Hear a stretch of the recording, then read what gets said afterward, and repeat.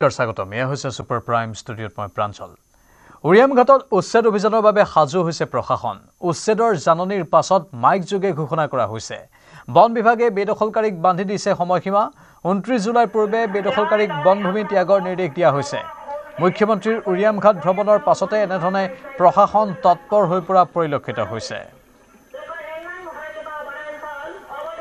ইয়া মাইক যোগে ঘোষণা কৰি আছে এনেধৰণেই আৰু বন বিভাগৰ তৰফৰ পৰা এই ব্যৱস্থা গ্ৰহণ কৰা হৈছে মাইক যোগে ঘোষণা কৰি সকলোকে 29 জুলাইৰ পূৰ্বে এই স্থান ত্যাগ কৰাৰ বাবে নিৰ্দেশ দিয়া হৈছে যেহেতু মুখ্যমন্ত্ৰী ইতিমধ্যে সেই স্থান ভ্ৰমণ কৰিছিল আৰু তাৰ পৰা বহু লোক ইতিমধ্যে আঁতৰিও গৈছে মুখ্যমন্ত্ৰীয়ে তাত সন্তুষ্টিও প্ৰকাশ কৰিছিল কিন্তু এতিয়াও প্ৰায় 30% লোক তাৰ পৰা আঁতৰি যোৱা নাই যাৰ বাবে প্ৰশাসন আৰু বন বিভাগে এনেধৰণে মাইক যোগে ঘোষণা কৰি আছে ইয়াৰ পূৰ্বে জাননীও দিয়া হৈছিল এতিয়া মাইক যোগে ঘোষণা কৰি 29 জুলাইৰ পূৰ্বে সকলোকে সেই স্থান ত্যাগ কৰাৰ নিৰ্দেশ দিয়া হৈছে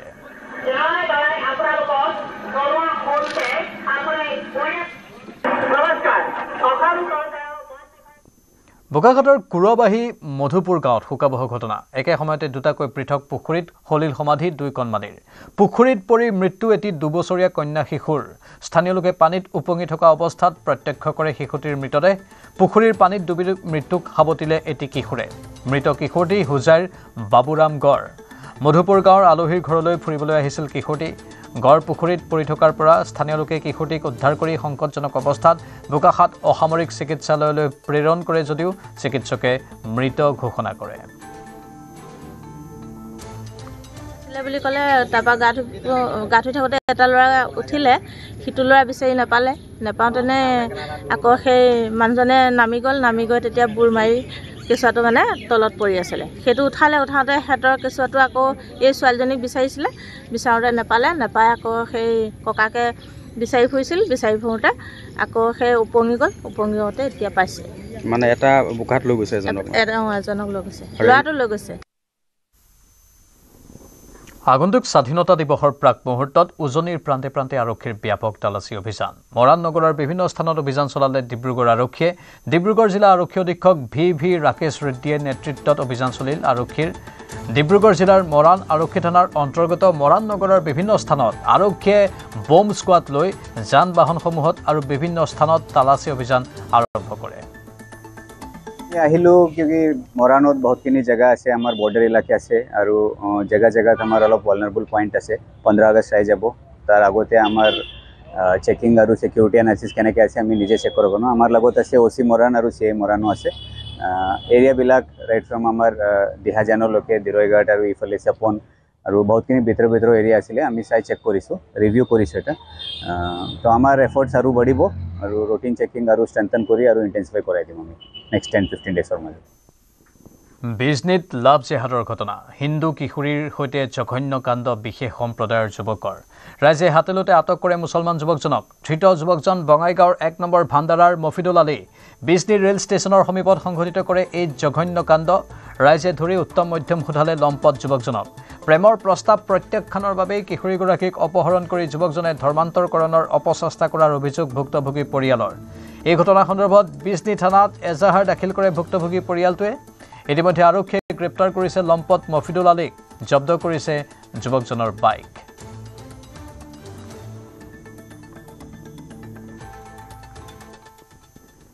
মাছ বিক্ৰী কৰিবলৈ গৈ ধৰ্ষণৰ অপচেষ্টা মুছলমান বেপাৰীৰ নাহৰকটীয়াত ঘটনাক কেন্দ্ৰ কৰি চাঞ্চল্য কথম্পি ৰক্ষা পৰিল এগৰাকী নাবালিকাৰ বিভিন্ন দল সংগঠনে নাহৰকটীয়া আৰক্ষী থানাৰ সন্মুখত সাব্যস্ত কৰিলে তীব্ৰ প্ৰতিবাদ আন অঞ্চলৰ পৰা অহা একাংশ মুছলমান লোকে নাহৰকটীয়াৰ ভিন্ন প্ৰান্তত চলাই আহিছে মাছ বিক্ৰী এনে এটা বেপাৰীয়ে নাহৰকটীয়াৰ লেঙেৰিজান চাহ বাগিচাত ঘটালে অঘটন এজন ব্যক্তিৰ ঘৰত মাছ বিক্ৰীৰ বাবে গৈছিল বেপাৰীটো আন কোনো নথকা ঘৰখনত এগৰাকী কিশোৰীক দেখি পানী খাবলৈ বিচাৰে বেপাৰীটোৱে পানী খাই আঁতৰি যোৱা বেপাৰীয়ে কিছু দূৰৈত চাইকেল ৰখাই পুনৰ প্ৰৱেশ কৰে ঘৰখনত পিছফালেৰে প্ৰৱেশ কৰি সাৱটি ধৰি মুখত খোপা দি ধৰ্ষণৰ চেষ্টা মুছলমান বেপাৰীটোৰ কিশোৰীগৰাকীয়ে চিঞৰ-বাখৰ কৰাত ওলাই আহিল স্থানীয় লোক মানুহ অহাৰ উমান পাই পলায়ন কৰে অভিযুক্ত বেপাৰীয়ে স্থানীয় লোকে খবৰ দিলে আৰক্ষীয়ে চিনাক্ত কৰিব পৰা নাই অভিযুক্ত বেপাৰীক নাহৰকটীয়াৰ পৰা সন্দেহজনক মুছলমানক বিতৰণ কৰাৰ দাবী জাতীয় দল সংগঠনৰ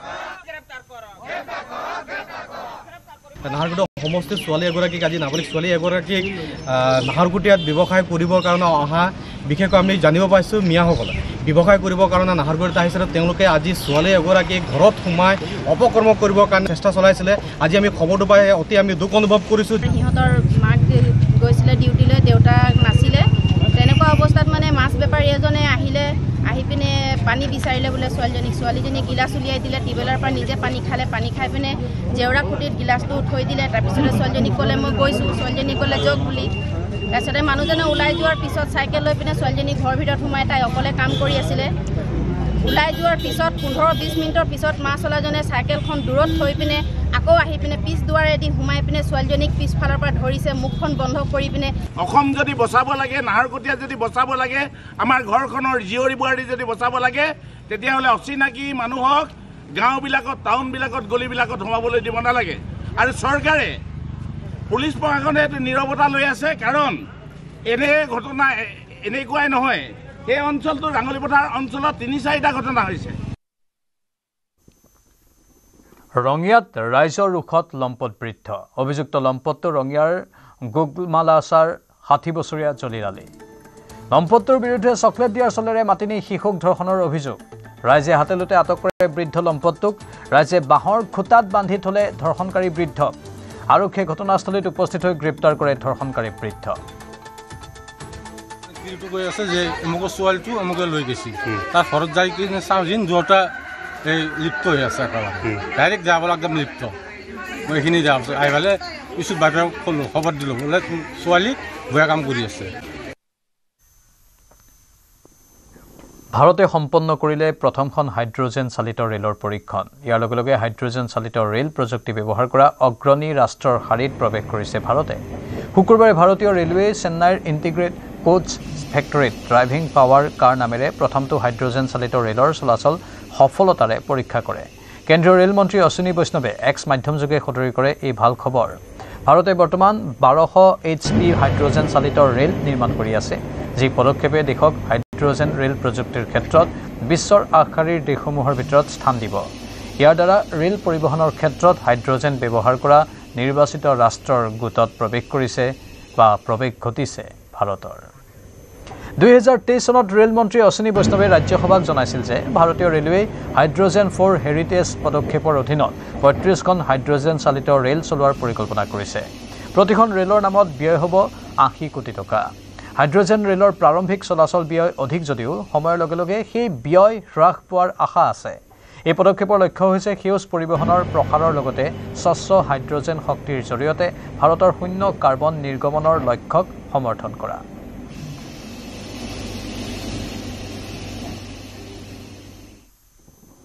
অপাৰেশ্যন সিন্দুৰ পাকিস্তানৰ বাবে এটা স্পষ্ট বাৰ্তা। সন্ত্ৰাসবাদৰ সমৰ্থকে নিৰ্ণায়ক আক্ৰমণৰ সন্মুখীন হ'ব বুলি সকিয়নি দিছে সেনাপ্ৰধানে। সেনাপ্ৰধান জেনেৰেল উপেন্দ্ৰ দ্বিবেদীয়ে শনিবাৰে কয় যে অপাৰেশ্যন সিন্দুৰৰ সময়ত সংঘটিত হোৱা ষ্ট্ৰাইকসমূহে পাকিস্তানলৈ এক স্পষ্ট বাৰ্তা প্ৰেৰণ কৰিছে যে সন্ত্ৰাসবাদৰ সমৰ্থকসকলক কোনোপধ্যেই ৰেহাই দিয়া নহ'ব। বিশেষকৈ এই দিনটোতেই পুনৰ এবাৰ পাকিস্তানক সকিয়নি দিলে দেশৰ সেনাপ্ৰধানে। দেশবাসীয়ে দেখুওৱা বিশ্বাস আৰু চৰকাৰে দিয়া মুক্ত হাতেৰে ভাৰতীয় সেনাই এটা উপযুক্ত শিক্ষা দিলে পাকিস্তানক। যিকোনো শক্তিয়ে ভাৰতৰ ঐক্য, অখণ্ডতা আৰু সাৰ্বভৌমত্বক প্ৰত্যাহ্বান জনাবলৈ চেষ্টা কৰিলে বা জনসাধাৰণৰ ক্ষতি কৰিবলৈ চেষ্টা কৰিলে উপযুক্ত উত্তৰ দিয়া হ'ব। এয়া ভাৰতৰ নতুন পণ বুলি উল্লেখ কৰে সেনাপ্ৰধানে। অপাৰেশ্যন সিন্দুৰৰ সময়ত পাকিস্তানৰ সন্ত্ৰাসবাদী আন্তঃগাঁথনিক লক্ষ্য কৰি ভাৰতে নিৰ্ণায়ক বিজয় লাভ কৰিছিল। সেনাই বিজয় লাভৰ বাবে পাকিস্তানৰ অন্যান্য আগ্ৰাসী পদক্ষেপক বিফল কৰিছিল। ভাৰতে শান্তিৰ সুযোগ দিছিল যদিও পাকিস্তানে কাপুৰুষালীৰ আশ্ৰয় লৈছিল। ऑपरेशन सिंदूर के दौरान भी भारतीय सेना ने उसी अदम्य साहस और दृढ़ संकल्प के साथ पाकिस्तान समर्थित टेररिस्ट इंफ्रास्ट्रक्चर को निशाना बनाया और पाकिस्तान की अन्य आक्रामक कार्रवाइयों को प्रभावशाली ढंग से विफल करते हुए एक निर्णायक जीत हासिल की। हमने शांति को अवसर दिया, पर उसने कायरता की कार्रवाई की और उसका उत्तर केवल हमने पराक्रम से दिया। ऑपरेशन सिंदूर हमारा संकल्प, संदेश भी और उत्तर भी। पहलगाम में हुई कायरतापूर्ण आतंकी हमला पूरे देश के लिए गहरी चोट था, लेकिन इस बार भारत ने सिर्फ शोक नहीं जताया, बल्कि ठान लिया कि अब जवाब निर्णायक होगा। देशवासियों का अटूट विश्वास और सरकार द्वारा दी गई रणनीतिक स्वतंत्रता से भारतीय सेना ने एक सुनियोजित, सटीक और निर्णायक जवाब दिया। भारतीय सेना ने 6 और 7 मई की रात को पाकिस्तान और पाकिस्तान ऑक्यूपाइड जम्मू एंड कश्मीर में 9 हाई वैल्यू आतंकवादी ठिकानों को निशाना बनाया, बिना किसी मासूम नागरिक को हानि पहुंचाए हुए। यह केवल जवाब नहीं था, यह स्पष्ट संदेश था कि आतंकवाद को सहारा देने वाले नहीं बचेंगे। 7 से 9 मई को पाकिस्तान द्वारा की गई सैन्य कार्रवाई का भारतीय सेना ने नपातुला और सटीक जवाब दिया। हमारी आर्मी एयर डिफेंस एक अजय दीवार बनकर सामने खड़ी रही, जिसे कोई ड्रोन या मिसाइल भेद नहीं सका। यह सब होल ऑफ नेशन अप्रोच के अंतर हुआ, जहां थल सेना, वायुसेना, नौसेना और अन्य सरकारी और प्राइवेट डिपार्टमेंट्स सब एक साथ मिलकर खड़े हुए, जिसमें एनजीओ भी शामिल थे। जो भी शक्तियां भारत की संप्रभुता, अखंडता या जनता को क्षति पहुंचाने की योजना बना रही हैं, उन्हें करारा जवाब दिया जाएगा और आगे भी दिया जाएगा। सेना प्रधाने लगते जानिবলৈ দিয়ে যে নতুনকৈ रुद्र ब्रिगेड अनुमोदन দিয়া হৈছে। ইয়াৰ অধীনত ভাৰতীয় সেনাৰ হাতত infantry, mechanised infantry, armoured unit, artillery, বিশেষ বাহিনী আৰু মানৱবিহীন আকাশী ইউনিট একেঠাইতে থাকিব, যাতে যুদ্ধৰ সময়ত সহায় আগবঢ়াব পাৰে। সেনাই ভৈৰৱ লাইট কমাণ্ডো ইউনিট নামৰ বিশেষ ষ্ট্ৰাইক ফ'ৰ্চ গঠন কৰিছে, যি সীমান্তত শত্ৰুক ৰোধিবলৈ সদায় সাজু। প্ৰতিটো ইনফেন্ট্ৰি বেটেলিয়নৰ এতিয়া এটা ড্ৰোন প্লাটুন আছে। আৰ্টিলাৰীত শক্তিবান ৰেজিমেণ্ট গঠন কৰা হৈছে, যিটো ড্ৰোন, কাউণ্টাৰ ড্ৰোন আৰু লাইটাৰ মিউনিশ্যনেৰে সজ্জিত হ'ব। এই প্ৰতিটো ৰেজিমেণ্টতেই এই অস্ত্ৰৰে সজ্জিত কম্পোজিট বেটাৰী থাকিব। অনাগত দিনত ভাৰতীয় সেনাৰ সামৰ্থ্য বহুগুণ বৃদ্ধি পাব, কাৰণ সেনাৰ বায়ু প্ৰতিৰক্ষা ব্যৱস্থাত থলুৱা ক্ষেপণাস্ত্ৰ অন্তৰ্ভুক্ত কৰা হৈছে বুলিও জানিবলৈ দিয়ে সেনা প্ৰধানগৰাকীয়ে। भारत की संप्रभुता, अखंडता या जनता को क्षति पहुंचाने की योजना बना रही हैं, उन्हें करारा जवाब दिया जाएगा और आगे भी दिया जाएगा। यही भारत देश का न्यू नॉर्मल है। आज की भारतीय सेना न केवल वर्तमान चुनौतियों का सफलतापूर्वक सामना कर रही, बल्कि हम नित्य प्रतिदिन एक परिवर्तनशील, आधुनिक और भविष्य उन्मुख शक्ति के रूप में तेजी से अग्रसर हो रहे हैं। इसके अंतर्गत रुद्र के रूप में नई ऑल आर्म्स ब्रिगेड का गठन किया जा रहा है, जिसका सैंक्शन मैंने कल ही दिया है, जिसमें infantry, mechanised infantry, armoured units, artillery, special forces, unmanned aerial system जैसे फाइटिंग कंपोनेंट्स को एक साथ रखा जाएगा और विशेष रूप से तैयार किया जाएगा, जिसमें शामिल लॉजिस्टिक सपोर्ट और कॉम्बैट सपोर्ट होंगे। इसी क्रम में भैरव लाइट कमांडो बटालियन के रूप में एजाइल और घातक स्पेशल फोर्सेस का गठन किया गया है, जो सीमाओं पर शत्रु को चौंकाने के लिए हमेशा तैयार है। हर इन्फेंट्री बटालियन में ड्रोन्स प्लेटून का गठन किया गया है। वहीं आर्टिलरी में शक्तिवान रेजिमेंट बनाई गई है, जो ड्रोन और काउंटर ड्रोन इक्विपमेंट और लॉयटर म्यूनिशन के साथ लैस होगी। हर रेजिमेंट में एक दिव्यास्त्र बैटरी भी बनाई गई है, जो कंपोजिट बैटरी होगी और इन्हीं सामानों से लैस होगी। इन चीजों के मद्देनजर हमारी मारक क्षमता अब आने वाले दिनों में कई गुना बढ़ जाएगी। 1999 চনৰ কাৰ্গিল যুদ্ধৰ বীৰ শ্বহীদক স্মৰণ দেশবাসীৰ। ৰাষ্ট্ৰপতি, প্ৰধানমন্ত্ৰী, প্ৰতিৰক্ষা মন্ত্ৰীৰ পৰা আৰম্ভ কৰি দেশৰ প্ৰতিগৰাকী নাগৰিকে পালন কৰিলে বিজয় দিৱস। খুমটাইৰ সমাধি ক্ষেত্ৰত কাৰ্গিল যুদ্ধৰ বীৰ শ্বহীদ কেপ্টেইন জিন্তু গগৈক শ্ৰদ্ধাঞ্জলি জ্ঞাপন কৰা হয়। দেশৰ বীৰ শ্বহীদক স্মৰণ। কাৰ্গিল যুদ্ধৰ বীৰ শ্বহীদলৈ শ্ৰদ্ধাঞ্জলি দেশৰ প্ৰধানমন্ত্ৰী, ৰাষ্ট্ৰপতিৰ। 1999 চনৰ কাৰ্গিল যুদ্ধত দেশ মাতৃৰ সেৱাত প্ৰাণ আহুতি দিয়া দেশৰ বীৰ শ্বহীদক স্মৰণ দেশবাসীৰ। আজিৰ দিনটোতে ভাৰতীয় সেনাই অপাৰেশ্যন বিজয়ত বিজয় সাব্যস্ত কৰিছিল পাকিস্তানৰ বিৰুদ্ধে। কিন্তু দেশে হেৰুৱাইছিল 527 গৰাকী বীৰ জোৱানক। বিশেষ দিনটোত ৰাষ্ট্ৰপতি, প্ৰধানমন্ত্ৰী তথা প্ৰতিৰক্ষা মন্ত্ৰীৰ পৰা আৰম্ভ কৰি দেশৰ প্ৰতিগৰাকী নাগৰিকে স্মৰণ কৰিলে বীৰ শ্বহীদৰ ত্যাগক।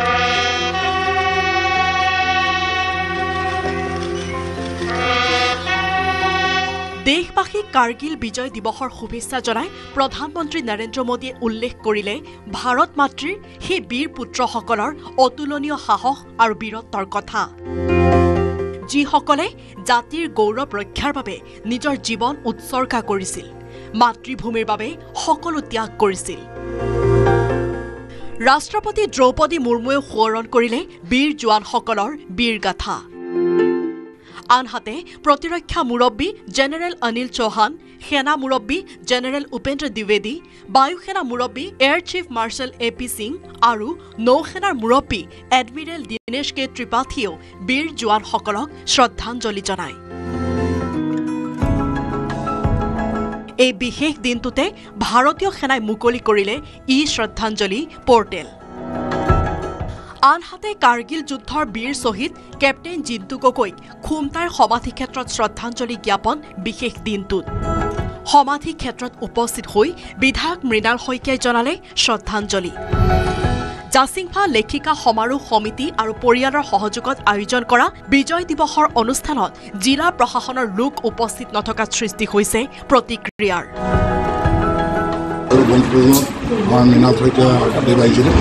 আৰু আমাৰ ডিষ্ট্ৰিক্ট বৰ্ডৰ পৰা জিলা বৰ্ডৰ পৰা জিলা সৈনিক বৰ্ডৰ পৰা তেওঁলোকে সমূহ প্ৰাক্তন সৈনিকসকল আহিছে আৰু সমূহ ৰাইজ আহিছিলে জাচিংফা লেখিকা সমাৰোহৰ সমূহ ৰাইজ আহি পেলাই আমি একেলগে এইখিনি আৰম্ভ কৰিলোঁ আৰু আজিৰ দিনটোত আমি অত্যন্ত গৌৰৱবোধ কৰিছোঁ যে সকলোৱে আহি আমাক ইয়াত সহায় কৰিছে গুৱাহাটীতো দীঘলী পুখুৰীৰ পাৰত থকা ৰাজ্যিক যুদ্ধ স্মৃতি স্মাৰক উদ্যানত অনুষ্ঠিত হয় কাৰ্গিল বিজয় দিৱস অনুষ্ঠানত উপস্থিত থাকি ৰাজ্যপাল লক্ষ্মণ প্ৰসাদ আচাৰ্যই শ্ৰদ্ধাঞ্জলি জনালে বীৰ শ্বহীদক গোলাঘাটৰ পৰা ইউনিছ আলী আৰু গুৱাহাটীৰ পৰা বীৰিঞ্চি কুমাৰ ডেকাৰ report news 18 Assam north east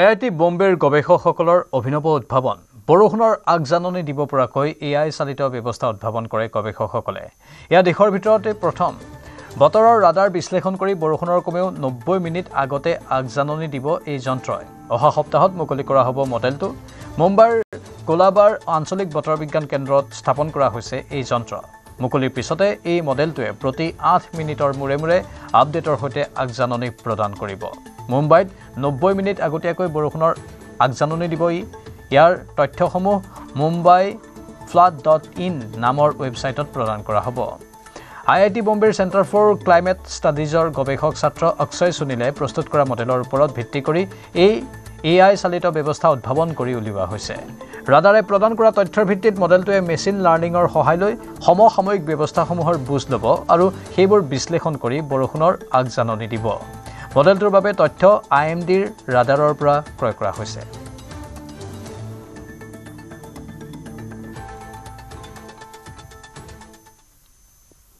চীনৰ সংগ এৰি ভাৰতৰ শৰণাপন্ন মালদ্বীপৰ বাবে 4,850 কোটি টকাৰ ঋণ প্ৰদানৰ ঘোষণা কৰিছে প্ৰধানমন্ত্ৰী মোদীয়ে দেশখনৰ ৰাজধানী মালেত ৰাষ্ট্ৰপতি মহম্মদ মুইজ্জুৰ সৈতে বৈঠকত মিলিত হ'ল প্ৰধানমন্ত্ৰী নৰেন্দ্ৰ মোদী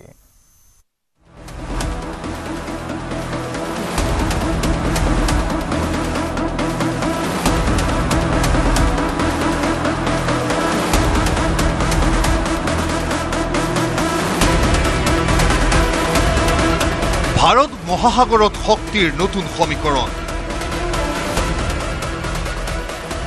চীনক এৰি ভাৰতৰ শৰণত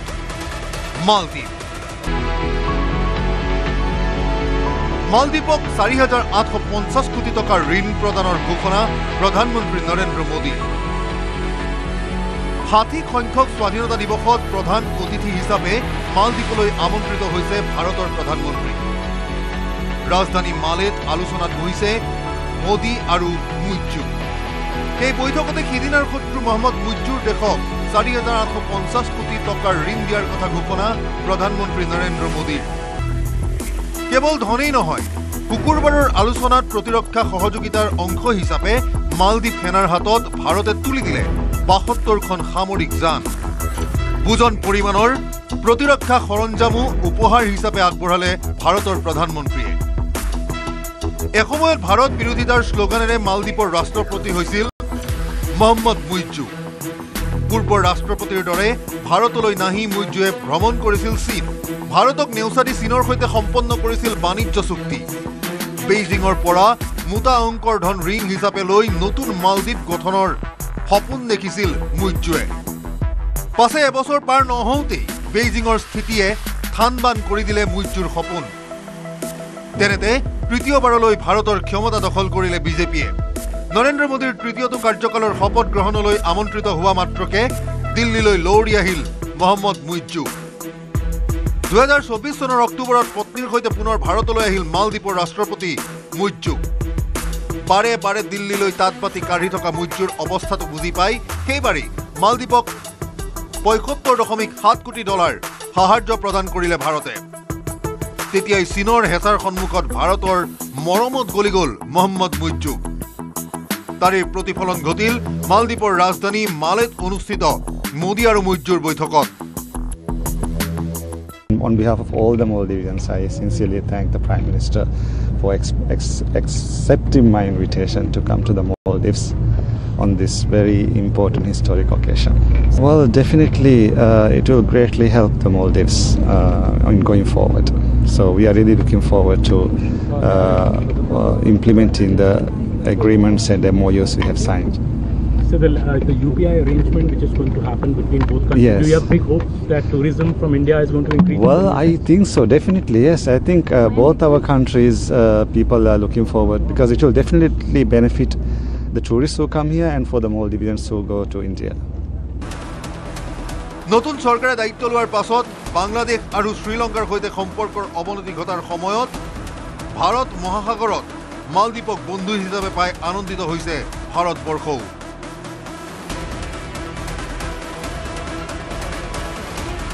bureau report, news 18, Assam north east.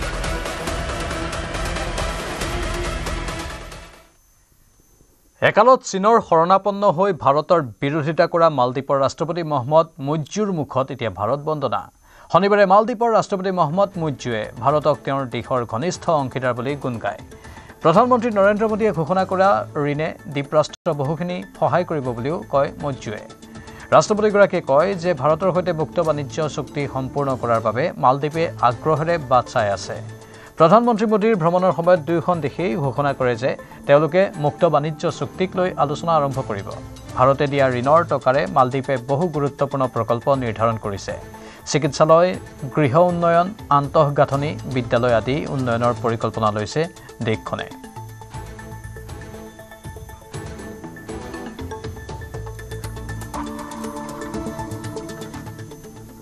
Thailand আৰু কম্বোডিয়াৰ মাজত চলি থকা যুদ্ধ অৱসানৰ দিশে আগবাঢ়িছে। তিনিদিনীয়া ধাৰাসাৰ আক্ৰমণৰ পাছত কম্বোডিয়াই আলোচনাৰ প্ৰস্তাৱ আগবঢ়াইছে থাইলেণ্ডলৈ। ইতিমধ্যে থাইলেণ্ডৰ আক্ৰমণত বিস্তৰ ক্ষতি হৈছিল কম্বোডিয়াৰ। বিপৰীতে থাইলেণ্ডৰ বৈদেশিক মন্ত্ৰালয়ৰ মুখপাত্ৰ নিৰকুন্দেজ বালাংকুৰাই কয় যে আমি কম্বোডিয়াৰ পৰা কোনো ধৰণৰ আলোচনাৰ প্ৰস্তাৱ লাভ কৰা নাই। শুকুৰবাৰে ৰাষ্ট্ৰসংঘত কম্বোডিয়াৰ ৰাষ্ট্ৰদূতে তাৎক্ষণিক যুদ্ধবিৰতি বিচাৰে বুলি মন্তব্য কৰিছিল। সম্ভৱতঃ মালয়েছিয়াৰ মধ্যস্থতাত দুয়োখন দেশৰ মাজত যুদ্ধবিৰতিক লৈ আলোচনা কৰাটো বিচাৰিছে কম্বোডিয়াই। ইফালে যুদ্ধবিৰতিৰ তৰ্ক বিতৰ্কৰ মাজতে দ্বিতীয় দিনাও থাইলেণ্ডে ভয়ংকৰ আক্ৰমণ অব্যাহত ৰাখিছে কম্বোডিয়াৰ ওপৰত। বৃহস্পতিবাৰে থাইলেণ্ড আৰু কম্বোডিয়াৰ সীমান্তত প্ৰচণ্ড আক্ৰমণ সংঘটিত হৈছিল দুয়োখন দেশৰ সেনাবাহিনীৰ মাজত, য'ত থাইলেণ্ডৰ আক্ৰমণত কম্বোডিয়াৰ 13জন নাগৰিক আৰু সেনাবাহিনীৰ লোক নিহত হৈছিল। কম্বোডিয়াৰ এক সূত্ৰই কোৱা অনুসৰি মালয়েছিয়াই দিয়া যুদ্ধবিৰতিৰ প্ৰস্তাৱত সন্মতি দিছিল যদিও কেইঘণ্টামান পাছতে স্থিতি সলনি কৰি কম্বোডিয়াৰ ওপৰত আক্ৰমণ চলায়। ৰাষ্ট্ৰসংঘত শুকুৰবাৰে নিৰাপত্তা পৰিষদৰ এক ৰুদ্ধদ্বাৰ বৈঠকত অংশগ্ৰহণ কৰিছিল থাইলেণ্ড আৰু কম্বোডিয়াৰ প্ৰতিনিধিয়ে। বৈঠকতে কম্বোডিয়াই তাৎক্ষণিক যুদ্ধবিৰতিৰ প্ৰস্তাৱ দিছিল। নিঃচৰ্তভাৱে শান্তিপূৰ্ণ সমাধানৰ বাবেই কম্বোডিয়াই যুদ্ধবিৰতিৰ প্ৰস্তাৱ দিয়া বুলি উল্লেখ কৰে বৈঠকত। ৰাষ্ট্ৰসংঘত কম্বোডিয়াই থাইলেণ্ডক আক্ৰমণ কৰা বুলি উত্থাপিত অভিযোগৰ উত্তৰত কম্বোডিয়াই কয় যে বায়ুসেনা নথকা সৰু দেশ এখনে কেনেকৈ ইয়াৰ 3 গুণ ডাঙৰ থাইলেণ্ডৰ বৃহৎ সেনাবাহিনীক আক্ৰমণ কৰিব। ৰাষ্ট্ৰসংঘৰ নিৰাপত্তা পৰিষদে দুয়োখন দেশকে সংযম ৰক্ষা কৰি কূটনৈতিক মাধ্যমেৰে সমাধানৰ পথ বিচাৰি ল'বলৈ আহ্বান জনাইছে। মাজত মালয়েছিয়াই মধ্যস্থতা কৰি আলোচনাৰ প্ৰস্তাৱ দাঙি ধৰে। বৰ্তমান Malaysia association of south east Asian nations অৰ্থাৎ ASEANৰ আঞ্চলিক ব্লকৰ অধ্যক্ষ হিচাপে আছে, য'ত থাইলেণ্ড আৰু কম্বোডিয়াও সদস্য হিচাপে আছে। মালয়েছিয়াৰ প্ৰধানমন্ত্ৰী আনোৱাৰ ইব্ৰাহিমে শুকুৰবাৰে থাইলেণ্ড আৰু কম্বোডিয়াই যুদ্ধবিৰতিৰ বাবে সীমান্তৰ পৰা সেনা প্ৰত্যাহাৰ কৰিবলৈ সন্মত হৈছে যদিও কিছু সময় বিচাৰিছে দুয়োখন দেশে থাইলেণ্ডৰ সীমান্ত অঞ্চলৰ পৰা 1,38,000তকৈ অধিক লোকক খালী কৰা হৈছে বুলি দেশখনৰ স্বাস্থ্য মন্ত্ৰালয়ে জানিবলৈ দিছে লগতে কম্বোডিয়াৰ আক্ৰমণত থাইলেণ্ডৰ 15জন লোকৰ মৃত্যু হৈছে বুলি প্ৰকাশ কৰিছে ইয়াৰে নিহতৰ ভিতৰত 14জন সাধাৰণ নাগৰিক আৰু এজন সেনা জোৱান আক্ৰমণত 46জন লোক আহত হৈছে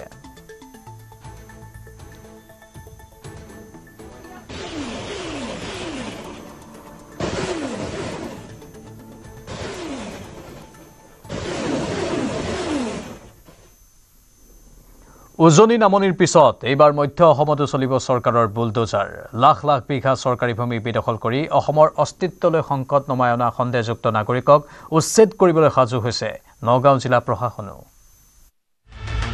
বেদখলকাৰীৰ আৰু নিস্থাৰ নাই নগাঁওতো সাজু প্ৰশাসনৰ বুলডোজাৰ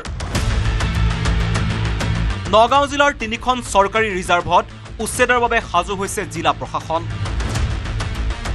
সামগুৰি ৰাজচক্ৰ বিষয়াই ইতিমধ্যেই সামগুৰি সমস্তৰ খাটুৱাল অন্তৰ্গত বেলগুৰি কিসামতৰ 3 নং দাগৰ অন্তৰ্গত চৰকাৰী গেজিং ৰিজাৰ্ভত জাৰি কৰিছে উচ্ছেদৰ জাননী নগাঁও ৰাজচক্ৰ বিষয়াই হাতীচুং মৌজাৰ গৰেমাৰী পথাৰ কিসামতৰ চৰকাৰী গেজিং ৰিজাৰ্ভ আৰু বগৰীগুৰি পাম কিসামতৰ গেজিং ৰিজাৰ্ভত উচ্ছেদৰ জাননী জাৰি কৰিছে ইয়াৰ পাছতেই বিধায়ক ৰূপক শৰ্মাই বেদখলকাৰীক সেই স্থান পৰিত্যাগ কৰিবলৈ সকিয়নি প্ৰদান কৰিছে জিলা প্ৰশাসনে যি নটিছখন দিছে মই চৰকাৰক আমি সকলোকে অনুৰোধ কৰিম যে উচ্ছেদ অভিযান হোৱাৰ আগতে আপোনালোকে নিজৰ জেগাত যাওকগৈ এই ধৰণৰ বেদখল যাতে আপোনালোকে নকৰিব ভৱিষ্যতেও নকৰিব সকলোকে মই আহ্বান জনাইছোঁ বড়ো জনগোষ্ঠীৰ বসতি প্ৰধান বেলগুৰিৰ কছাৰী গাঁৱৰ চৌপাশে 2001 চনৰ পৰাই চলিছে ব্যাপক হাৰত বেদখল তদানীন্তন মুখ্যমন্ত্ৰীক জনোৱা হৈছিল বেদখল ৰোধৰ আহ্বান কিন্তু সেই সময়ৰ এগৰাকী মন্ত্ৰীৰ আশীৰ্বাদত বেদখলকাৰী ৰাজত্ব চলি থকাৰ অভিযোগ 2023 চনত বটদ্ৰবাত চলিছিল অভিযান সেই উচ্ছেদিত লোকসকলেও দুখন ৰিজাৰ্ভ দখল কৰাৰ গুৰুতৰ অভিযোগ বিধায়ক শিৱামণি বৰাৰ ঘনিষ্ঠ কংগ্ৰেছে এই উদ্যোগ লোৱাৰ এটা গুৰুতৰ অভিযোগ উত্থাপন হৈছে হাতীচুঙৰ দুখনকৈ ৰিজাৰ্ভৰ বেদখল মুক্তকৰণৰ আহ্বান জনাইছে স্থানীয় ৰাইজে সেই জাননী সেই নিৰ্দেশ পোৱাৰ পিছত কিন্তু কিছু লোকে ইয়াৰ পৰা ঘৰবাৰী এৰি গৈছে যদিও অধিকাংশ লোকে কিন্তু এতিয়াও ঘৰবাৰী এৰি যোৱা নাই আৰু হয়তো অতি শীঘ্ৰেই ইয়াতো উচ্ছেদ অভিযান চলিব নগাঁৱৰ পৰা নীলোৎপল বৰাৰ report news 18 Assam north east চৰকাৰী ভূমি বনাঞ্চলৰ পৰা বেদখলকাৰীক উৎখাত কৰিবলৈ চৰকাৰে গ্ৰহণ কৰিছে আগ্ৰাসী নীতি কিন্তু এই উচ্ছেদৰ সমান্তৰালকৈ গা কৰি উঠিছে আকৌ আগৰ দৰে সমস্যা হুৰুঙা পালেই দখল দিয়াৰ প্ৰৱণতাৰ সন্দেহজনক নাগৰিক উচ্ছেদৰ স্থান এৰি ঢাপলি মেলিছে ভিন্ন প্ৰান্তলৈ খালি ঠাই পালেই বহি গৈছে সন্দেহজনক নাগৰিক উচ্ছেদিত স্থানৰ পৰা ঠায়ে ঠায়ে সোমাইছে কুংখ বিশ্বনাথ চাৰিআলিত ৰাইজে ধৰিলে সন্দেহজনক নাগৰিক জংঘলৰ মাজত লুকাই আছিল সন্দেহজনক লোকৰ দল চৰকাৰী ভূমি বনাঞ্চলৰ পৰা বেদখলকাৰীক উৎখাত কৰিবলৈ চৰকাৰে গ্ৰহণ কৰিছে আগ্ৰাসী নীতি কিন্তু এই উচ্ছেদৰ সমান্তৰালকৈ গা কৰি উঠিছে আকৌ আগৰ দৰে সমস্যা হুৰুঙা পালে দখল দিয়াৰ প্ৰৱণতাৰে সন্দেহজনক নাগৰিক উচ্ছেদৰ স্থান এৰি ঢাপলি মেলিছে ভিন্ন প্ৰান্তলৈ বিশ্বনাথত সন্দেহজনক লোকৰ বিৰুদ্ধে অভিযান চলিল স্থানীয় ৰাইজৰ এৰাবাৰীৰ জংঘলৰ মাজৰ পৰা ৰাইজে কৰায়ত্ব কৰিলে সন্দেহজনক লোকৰ দল এৰাবাৰীৰ জংঘলত লুকাই আছিল দলটো বগা ৰঙৰ বাহন জংঘলৰ পৰা ওলাওতেই ধৰিলে ৰাইজে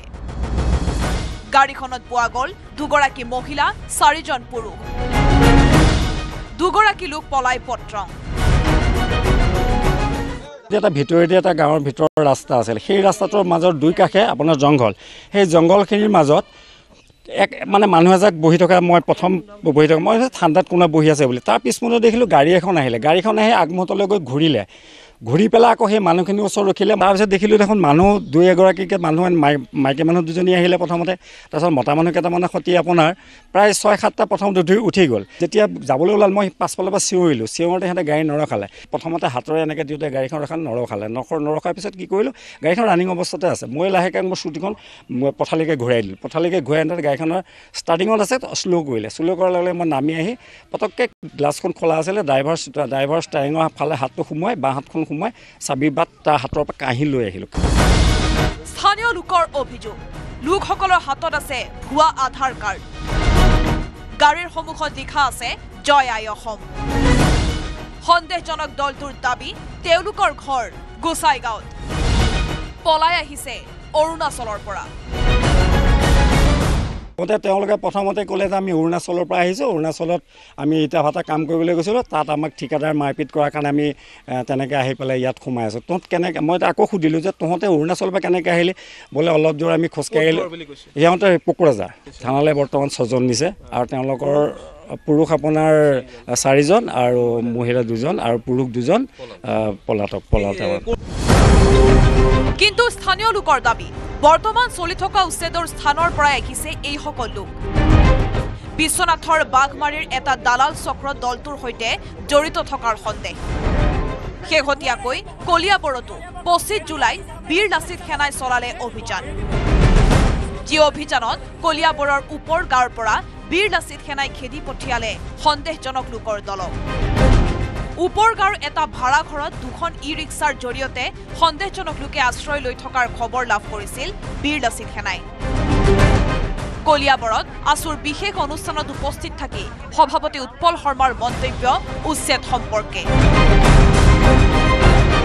এই ধৰক 500টা পৰিয়াল ভূমিহীন বুলি এখন জিলাৰ পৰা আন এখন জিলালৈ গ'ল। 500টা পৰিয়াল মানে প্ৰায় 4,000 মানুহ। তেওঁলোকৰ 4,000 মানুহ এবছৰত গৈ এখন জিলাত বাহাৰ পাতিলেগৈ। তাৰপিছত লাহে লাহে প্ৰতি বছৰে মানুহ বাঢ়িবলৈ আৰম্ভ কৰিলে, নতুন মানুহ যাব আৰম্ভ হ'ল, থকাখিনিৰ বংশবৃদ্ধি হ'ল। 20 বছৰৰ পিছত সেই নতুন জেগাখনত 20,000ৰ পৰা 30,000 নতুন মানুহৰ সৃষ্টি হ'ল। এই 20,000ৰ পৰা 30,000 মানুহ যেতিয়া সৃষ্টি হ'ল, তেওঁলোকে এতিয়া নিৰ্ধাৰণ কৰিব পৰা হ'ল যে সেই সমষ্টিটোৰ বিধায়ক কোন হ'ব, কাৰণ তেওঁলোকে ভোটাধিকাৰ পায়। অৰ্থাৎ এই ধৰণেৰে আমাৰ ভূমিৰ অধিকাৰটোতো গৈয়ে আছে। খিলঞ্জীয়া মানুহে এটা সমষ্টিৰ পৰা নিজৰ বিধায়কজনো জিকাই পঠিয়াব নোৱাৰা এটা অৱস্থাৰ সৃষ্টি হৈছে। সেইকাৰণে চৰকাৰক দাবী জনাইছোঁ, ভূমিহীন বৈধ ভাৰতীয় নাগৰিকক যদি সংস্থাপন দিয়ে, যিখন জিলাত ভূমি হেৰুৱাইছে তাতেই সংস্থাপন দিব লাগে, বেলেগ জিলালৈ যোৱাৰ সুযোগ দিব নাপায়। ভিন্ন স্থানৰ উচ্ছেদৰ পাছত আন ঠাই পালেই গুজেই গজালি হৈ পৰাৰ প্ৰৱণতা সন্দেহজনক লোকৰ। প্ৰশাসনৰ সমান্তৰাল গৈ এতিয়া ৰাইজো হৈছে সজাগ। সেই ঠাই ঠাই চলিছে ৰাইজৰ অভিযান। বিশ্বনাথৰ পৰা তুষাৰ হাজৰিকা আৰু কলিয়াবৰৰ পৰা দিবাকৰ দাসৰ report, news 18 Assam north east. পুনৰ স্বাগতম। উচ্ছেদৰ বিৰুদ্ধে ধুবুৰী কঁপাবলৈ সাজু অখিল গগৈ। 4 আগষ্টত উচ্ছেদিতক লগত লৈ প্ৰতিবাদৰ হুংকাৰ বিধায়ক অখিল গগৈৰ। ধুবুৰী জিলা আয়ুক্ত কাৰ্যালয়ৰ সন্মুখত আন্দোলনৰ কাৰ্যসূচী। বিলাসীপাৰাৰ উচ্ছেদিতক পুনৰ সংস্থাপনৰ দাবী অখিল গগৈৰ। 30 জুলাইত বিধায়কজনে সাক্ষাৎ বিচাৰিব মুখ্যমন্ত্ৰী আৰু মুখ্য সচিবৰ। তাৰিখৰ দিনা মই নিজে এই অঞ্চলৰ ৰাইজক লৈ এবাৰ চিফ ছেক্ৰেটাৰীক লগ ধৰিম। অসমৰ মুখ্যমন্ত্ৰীয়ে চিফ ছেক্ৰেটাৰীলৈ মোৰ হাততে কিবা লিখি দি আছে, আৰু অহা 4 তাৰিখৰ দিনা মই নিজে বিলাসীপাৰালৈ আহিম। ৰাইজক লগত লৈ ডিচিক প্ৰশ্নটো সুধিম যে আচলতে মাটি দিয়াৰ কিবা ব্যৱস্থা কৰিছেনে নাই। অহা 4 তাৰিখে এখন গণসমাৱেশ হ'ব, আৰু তাত মই নিজেও অংশগ্ৰহণ কৰিম।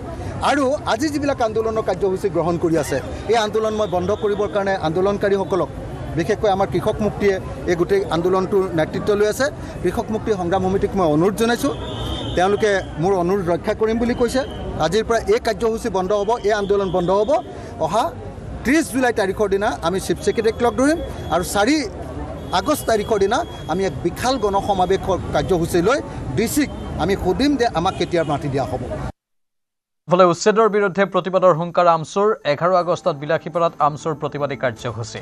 প্ৰতিবাদত লক্ষাধিক লোকে অংশ ল'ব বুলি দাবী আমচুৰ। মুখ্যমন্ত্ৰীৰ বিৰুদ্ধে গণ আন্দোলন গঢ়ি তোলাৰ হুংকাৰ আমচুৰ। বিজেপি চৰকাৰক সকীয়ালে আমচুৰ সভাপতি ৰেজাউল কৰিমে। মানুহখিনি যিহেতু এতিয়ালৈকে ন্যায় পোৱা নাই, ভূমি পোৱা নাই, আজি মুকলি আকাশৰ তলত আছে, তিৰপল টানি ৰাস্তাত আছে, তাৰো তিৰপলবিলাক ধুবুৰী জিলা আয়ুক্তই টানি টানি চাঙি দিছে। ধুবুৰী জিলা আয়ুক্ত কোনে অধিকাৰ দিলে যে এজন সাধাৰণ দুখীয়া শ্ৰেণী ঘৰ ভাঙি মানুহ দিয়া তিৰপল টানি ছিঙিবৰ কাৰণে? তোৰ ল'ৰা ছোৱালী নাই তোৰ মাক দেউতাক নাই তেওঁলোকৰ পৰিয়ালৰ যদি এই অৱস্থা হ'লহেঁতেন তেওঁলোকে কি কৰিলেহেঁতেন গতিকে ধুবুৰী জিলা আয়ুক্তগৰাকীক স্পষ্টভাৱে সকীয়াই দিছোঁ ধুবুৰী জিলাও কিন্তু স্তব্ধ কৰি দিয়া হ'ব গণতান্ত্ৰিক আন্দোলনৰ জৰিয়তে আৰু অহা 11 তাৰিখে এইসকল মানুহক পুনৰ সংস্থাপনৰ দাবীত ধুবুৰী জিলাৰ বিলাসীপাৰাত গণবিক্ষোভ কাৰ্যসূচী লৈ লক্ষাধিক মানুহেৰে আমি প্ৰতিবাদ সাব্যস্ত কৰি এই মানুহখিনিক অধিকাৰ দিয়াৰ বাবে আমি ৰাজপথত ওলাই আহিম সহকাৰী অভিযন্তা যোশিতা দাসৰ আত্মহত্যাৰ ঘটনাৰ সঠিক তদন্তৰ দাবী বঙাইগাঁওবাসীৰ ঘটনাৰ বিৰুদ্ধে মৌন প্ৰতিবাদী কাৰ্যসূচী গ্ৰহণ কৰা হ'ল আৰু সেই প্ৰতিবাদলৈ ওলাই আহিল জিলাখনৰ ভিন্ন ক্ষেত্ৰৰ লোকসকল শূন্য সহনশীল নীতিৰে চৰকাৰক ঘটনাৰ তদন্তৰ দাবী প্ৰতিবাদকাৰী ৰাইজৰ কেৱল 3 অভিযুক্তকেই গ্ৰেপ্তাৰ কৰিলে নহ'ব আইনৰ সুৰুঙাৰে যাতে কোনো দোষী হাৰি যাব নোৱাৰে তাৰ বাবে চৰকাৰক ব্যৱস্থা লোৱাৰ আহ্বান বঙাইগাঁৱৰ শিল্পী সাহিত্যিক সমাজকৰ্মীকে ধৰি সমাজৰ বিভিন্ন শ্ৰেণীৰ লোকৰ বঙাইগাঁও শ্বহীদ বেদীত যোশিতাৰ আত্মাৰ সদ্গতিৰ বাবে বন্তি প্ৰজ্বলন কৰে ৰাইজে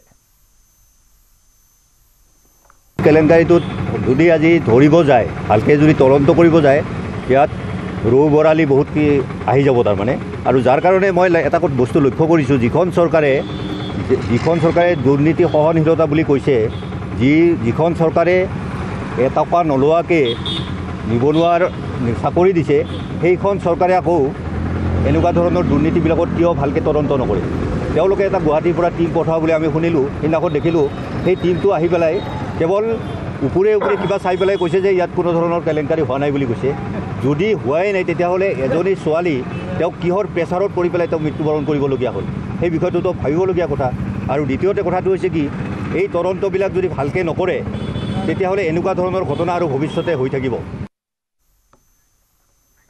ঐতিহাসিক শিৱসাগৰত বেদখলকাৰীৰ দপদপনিত নিশ্চিহ্ন হোৱাৰ দিশে যমুনা আৰু মৰিবিল আহোম ৰাজত্বকালৰ নিদৰ্শনস্বৰূপ এই দুখন জলাহ পুতি অট্টালিকা সাজিছে বেদখলকাৰীয়ে একাংশ দালালে মাটি বিক্ৰী কৰিছে বহিৰাজ্যৰ লোকক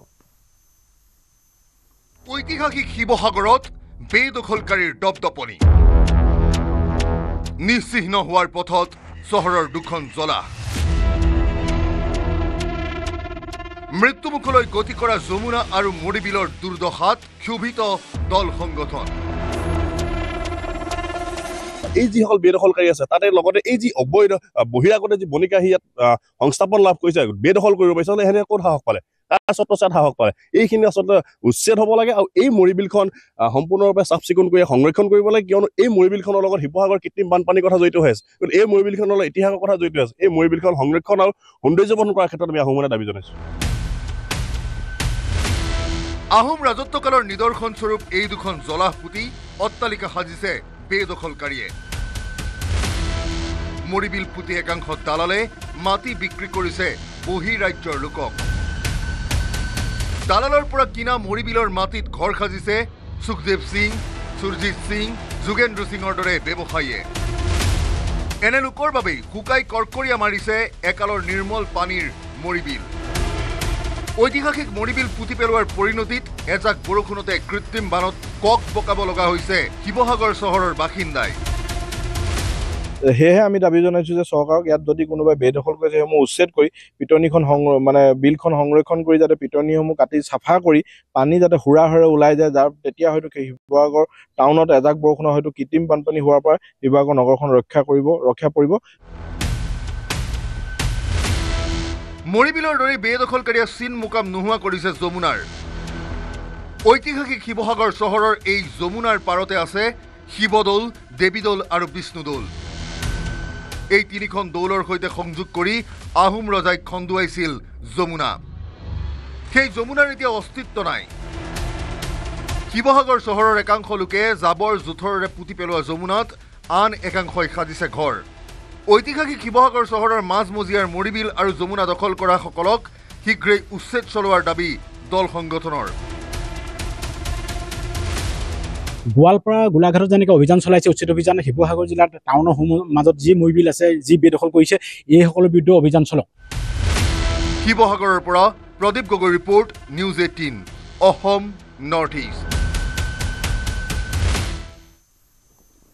অখিল গগৈয়ে সন্দেহযুক্ত নাগৰিকে অসমখন লোৱাটো বিচাৰে সন্দেহযুক্ত নাগৰিকে নামনি অসম লোৱাৰ পিছতো দেহা হাত পৰা নাই অখিল গগৈৰ কিন্তু মুখ্যমন্ত্ৰী হিমন্ত বিশ্ব শৰ্মাই সেই কামটো হ'ব নিদিয়ে অখিল গগৈক কটাক্ষ কৰি এই মন্তব্য মন্ত্ৰী পীযুষ হাজৰিকাৰ অসমৰ প্ৰত্যেকজন অসমীয়াই যিকোনো স্থানৰ পৰা সন্দেহযুক্ত নাগৰিকক খেদিবলৈ সাজু হৈছে কিন্তু অখিল গগৈৰ মনত এইটোক লৈ দুখ লাগিছে বুলি কটাক্ষ মন্ত্ৰীগৰাকীৰ গগৈ ডাঙৰীয়াই সন্দেহযুক্ত মানুহে অসমখন লৈ লোৱাটো বিচাৰে অকল লয়াৰ আছামখন লোৱাত তেওঁৰ গাটো হাত পৰা নাই লয়াৰ আছামখন ল'লে মধ্য অসমখন ল'লে সন্দেহযুক্ত মানুহে তাৰ মতেতো আপাৰ আছামখন লৈ ল'ব লাগে আমি সেইটো হ'বলৈ নিদিওঁ অখিল গগৈ ডাঙৰীয়াৰ মতে গোটেই অসমত সন্দেহযুক্ত মানুহে অসমখন লৈ ল'ব লাগে অসমৰ মাটি বাৰী অসমীয়া মানুহৰ পৰা কাঢ়ি ল'ব লাগে হিমন্ত বিশ্ব শৰ্মা ডাঙৰীয়াই সেই কামটো হ'বলৈ নিদিয়ে আমি সেই কামটো হ'বলৈ নিদিওঁ সন্দেহযুক্ত মানুহক অসমৰ যিকোনো স্থানৰ পৰা খেদিবলৈ অসমীয়া জাগ্ৰত হৈছে